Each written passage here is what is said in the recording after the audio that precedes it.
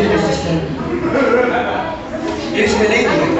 Oh, it is my love. See how she leans upon her hand? Oh, that I were glove to touch the hand, that I may touch her cheek.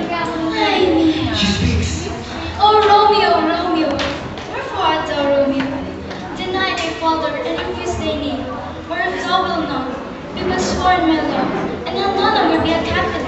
Shall I hear more? Or shall I speak at this? This but thy name that is my enemy. Thou art thyself, even so I want to give you. What's in a name? That your colorless. By any other name it smells so sweet. Romeo, draw up thy name, and for thy name take all myself. I take thee at thy word. Call me by love, and I will be the name. Henceforth, I will never be Romeo.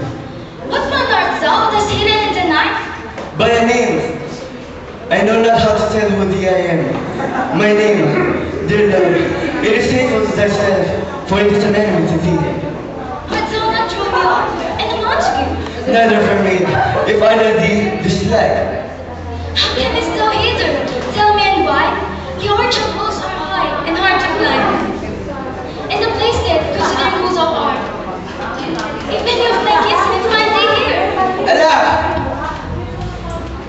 There lies danger in thine eyes, but look so sweet and protected from their anger. By whose directions find this place? By love, O gentle Romeo, if thou dost love, say it faithfully. what shall I reply? Do not swear at all, although I join in thee. I have no joy in this love tonight. It is too rush, too sudden. Good night, a sweet rest. Come to thy heart, and step within my breast. Or will thou leave me unsatisfied? What satisfaction canst thou doubt tonight? The exchange of love's faithful buffalo.